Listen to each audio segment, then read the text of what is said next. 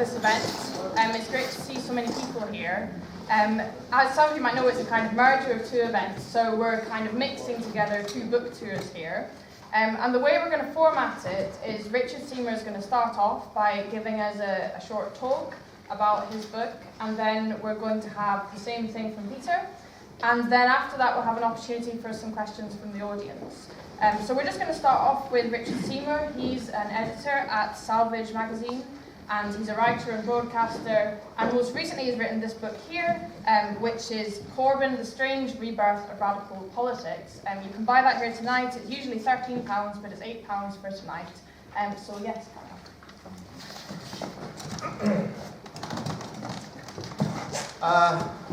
Okay, so I suppose the question I start with in the book, and it's still pretty relevant today, and it's one that we all have to deal with, is how can it be that the British Labour Party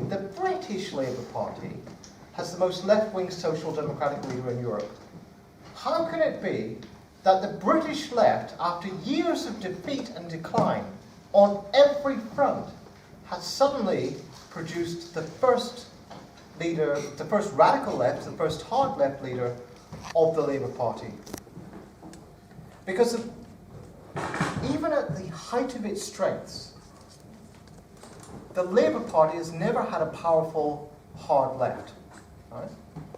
There's always been a minority. It's always been out of power. Even this sort of Bennite surge was wildly overstated at the time, simply due to the fact that he had the backing of some influential union leaders. But basically, the Bennite movement was wildly overstated, and it never had a chance of achieving power. So this is quite a unique moment. And yet it follows a period in which, if you look on it at every front, the core of the labour movement, trade union density declining, secular decline for years. Strike rates, lowest levels on record, especially after 2011. There was a brief spike in 2011 when the public sector unions had a little bit of symbolic resistance to austerity, big sort of demonstrative strike actions resulting in very little practically at all. In terms of the membership of left-wing political parties, there's been a decline for decades, not just the Labour Party, in terms of the membership of its left-wing, but of all left-wing political parties, there's been an implosion. And of course, the implosion of the Trotskyist groupuscules and parties was sort of the final phase of that. Decline in left-wing publications. Most of the left-wing publications started to die out from the 1980s onwards, in terms of readership, in terms of the actual number of them, and so on. So we got to a stage in 2015 when things were looking pretty bleak. The Tories had just won an election after implementing austerity. It wasn't full-on austerity, but they got elected with the Liberals, detoxified themselves, and then won an election by themselves after implementing cuts. After some of the longest period of declining living standards that British workers have faced for a long time, we ended up with a Conservative government. And it looked as though, in 2015, the Blairites were going to be the major ones to benefit. And if you look at the arguments that were coming out, overwhelmingly it was Ed Miliband screwed it up because he was too left-wing. Red Ed spoiled Labour's leadership, election chances. And when Jeremy Corbyn was standing as a potential leadership candidate, I mean, this is before he even got on the ballot, nobody in his campaign team, least of all him, expected him to get on the ballot. Because the whole point about the Labour Party leadership elections is that there is a veto. The Parliamentary Labour Party has a veto on who gets on the ballot. You need to have, I think since the Collins reforms, you need to have 15% of Labour MPs nominate you to even get on the ballot. So there was a sense that they wouldn't even get that many MPs to say Jeremy Corbyn can be one of the candidates and participate in the debate. But already, even at this stage, there was the beginnings of a kind of ferment that hadn't been there in previous left-wing leadership campaigns, like, for example, John McDonnell's campaign, short-lived as it was. the attempt to mount a campaign from the left on an anti-capitalist platform didn't get anywhere. This time, there was already a little bit of a ferment. And initially, it was just a ferment of saying, we don't want another Labour leadership election in which all the three candidates are pretty identical, all the arguments are coming from the right, we've heard them all before, everybody's going to be turned off, everybody's going to be bored stiff. Can we not at least have a little bit of variety in this debate? And Jeremy Corbyn probably seemed to them like a safe way to have variety, because there was no chance he was going to win. Luke Akehurst from Labour First said, I want Jeremy Corbyn to be on the ballot because we need to see these ideas defeated in an open contest. Well, it didn't quite work out like that, but essentially that was the idea. So, quite a lot of people who voted for Corbyn to get on the ballot, there was a Newcastle MP who wrote a blog about it, saying, basically, I just had hundreds of emails saying, can we please have him on the ballot? I don't agree with his policies, but I'm going to nominate him so that at least we have the debate. And that's what happened. He gets on the ballot.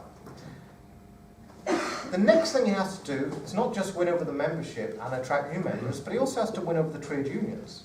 And then he has to win over some sort of wider media cultural battle. Well, how does he do that? Trade unions in this country have never, ever, ever backed the radical left candidate for the Labour leadership. They just don't do it. In their history, they always select either the centre candidate or the right-wing candidate in exchange for a little bit of quid pro quo. All right? Give us some humane policies that we can sell to our members as gains, and we will support you and not embarrass you in any way. Even in the New Labour period, when the unions were becoming more and more politicised in response to New Labour's terrible policies governing from the right, they still reached the Warwick Agreement, a classic corporatist agreement where you sit down with the Labour leadership and you say, give us a few decent policies, and in that case, we won't embarrass you on Iraq, and we won't embarrass you on the marketisation and privatisation of the public sector. And so they went into the 2005 election keeping their mouths shut about those issues, even though they were very big issues at the time. So basically the unions have never been this force for radical change, either on the Labour Party or more generally, and yet this is how they behaved in the 2015 election. And I think you have to look at it in terms of their existential crisis. Okay? And by that, I don't just mean that they have had declining union membership and declining union density and all the rest of it. Their situation as a political factor, as the major factor in the constitution of the Labour Party, as essentially the Labour Party being their party, as opposed to them just being a client, was under threat.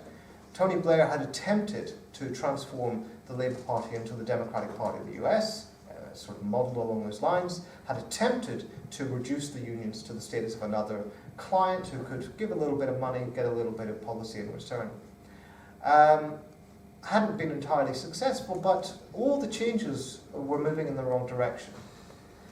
And they had put up with the New Labour experiment, and then they put up with Ed Miliband, with a leader who comes from the soft left, who is sympathetic to the soft left, who's not anti-union. He's bound to give us a reasonable opportunity to have some sort of policy influence. Instead, what they get is the Collins Review, as I mentioned. The Collins Review is driven by a false controversy. If you remember the Falkirk controversy, where allegedly Unite was engaged in rigging ballots.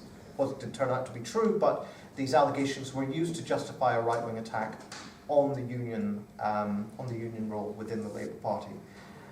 And so they've got to a situation where, come 2015, they haven't been able to fight against austerity. Their membership is going down. Their ability to do anything with their membership in terms of industrial action is increasingly weakened.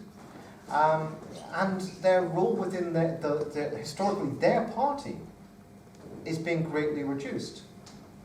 That's what I mean by an existential crisis. So for the first time, they decide to back the candidate whose policies are closest to union policy. There's another factor as well, of course. Actually, if you look at what's going on, there's been a shift to the left at the base of the trade unions since 1997, actually, since the beginning of the New Labour experience. You could possibly trace it before then, but the point is that New Labour drove a lot of trade unions to the left. and that resulted in the election of sort of the so-called awkward squad. But it also meant that when they came into this leadership election, their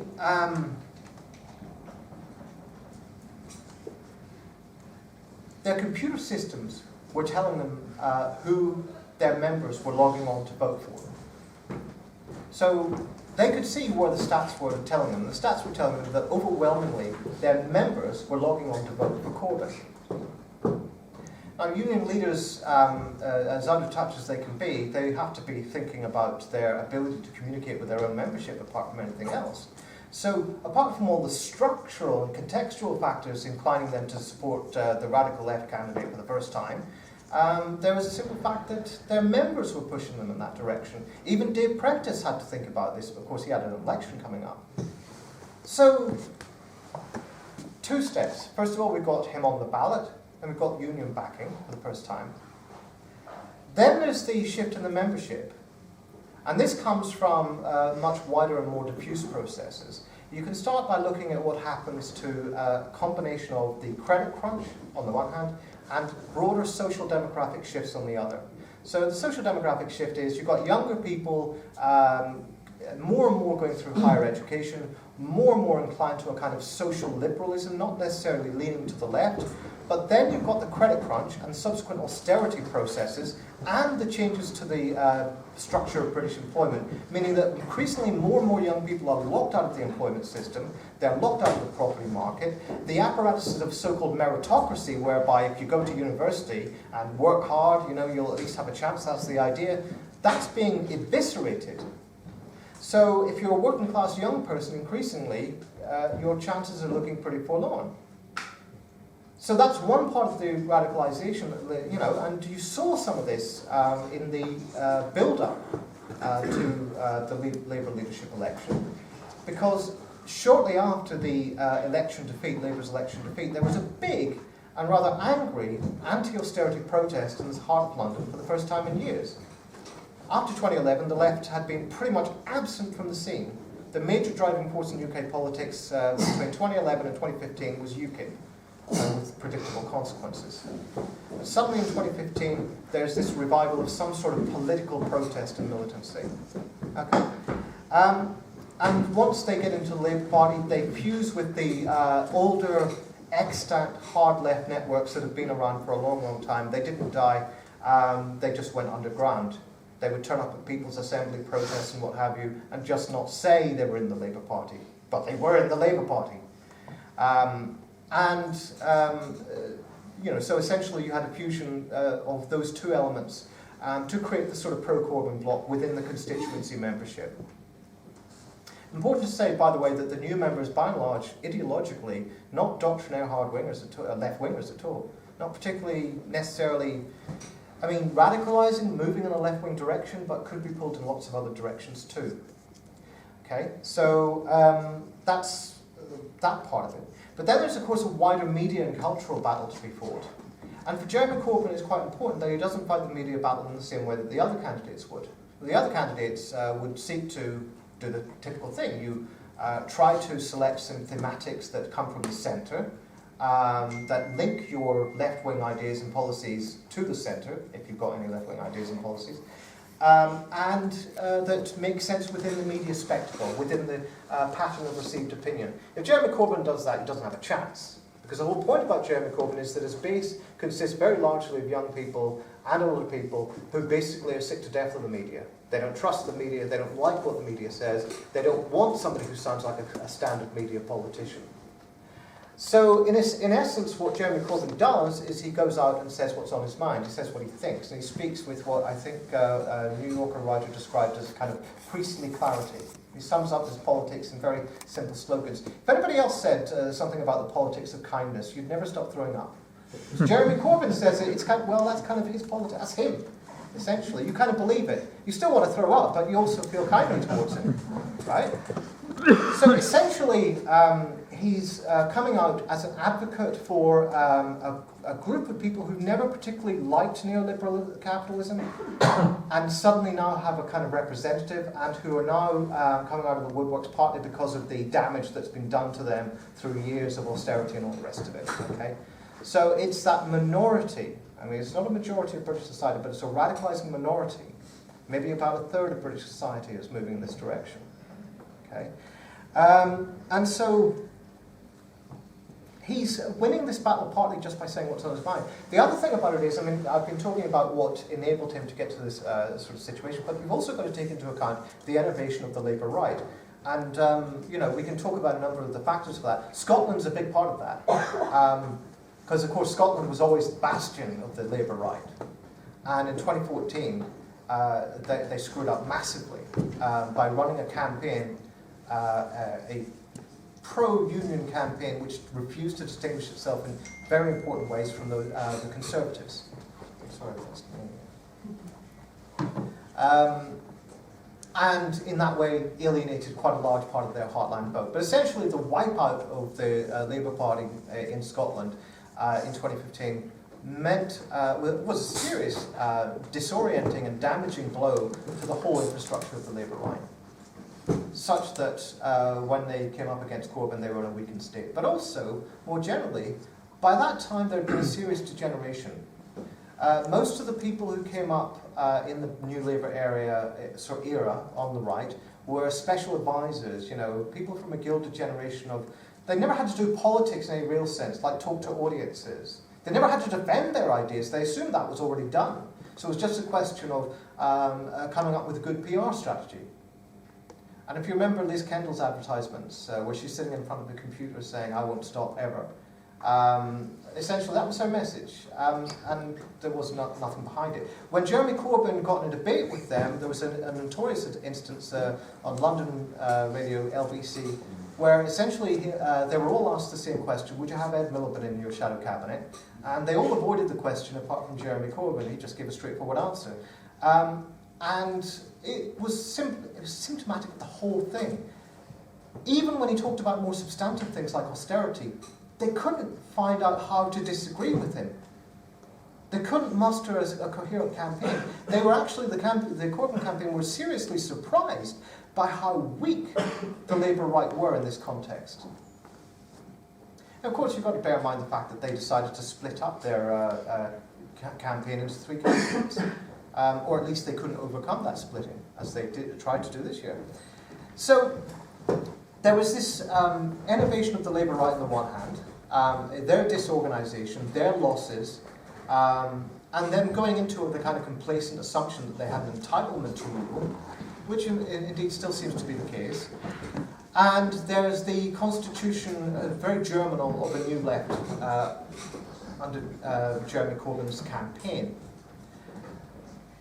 Okay, so that gets us to as far as Jeremy Corbyn actually winning. But what is it symptomatic of? What is the broader picture? Because when we talk about class struggle in this country, quite often we think about trade unions, we think about picket lines and all the rest of it, and that's a big part of it.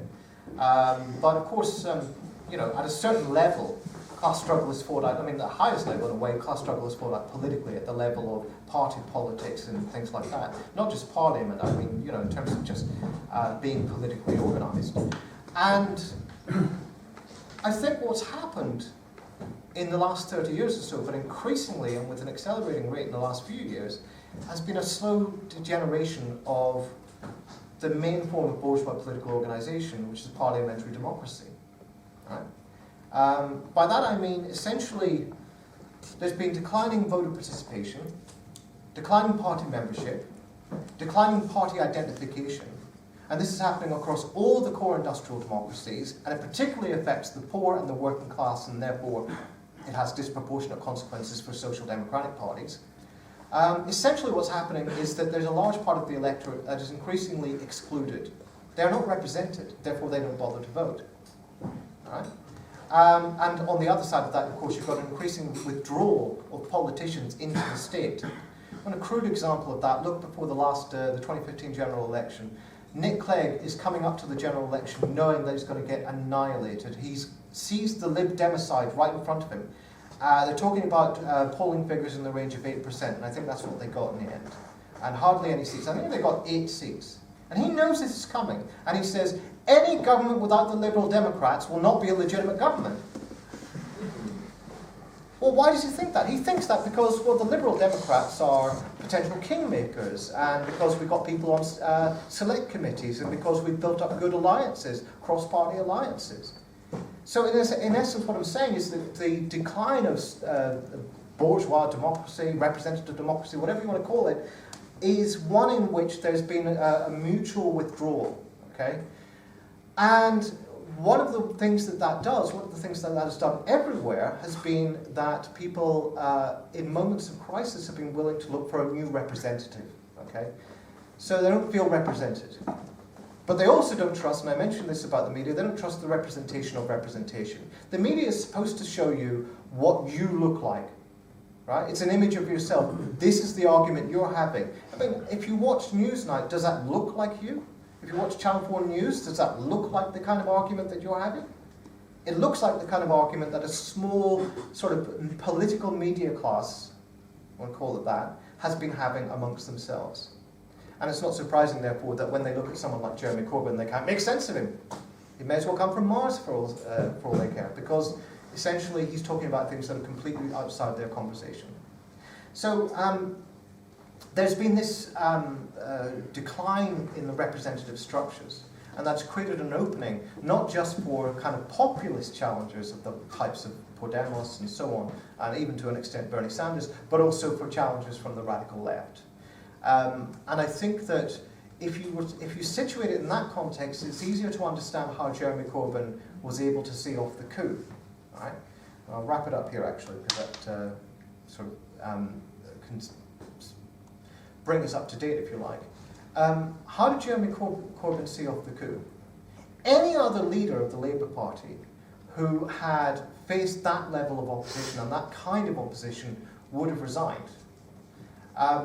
What they did was a very well orchestrated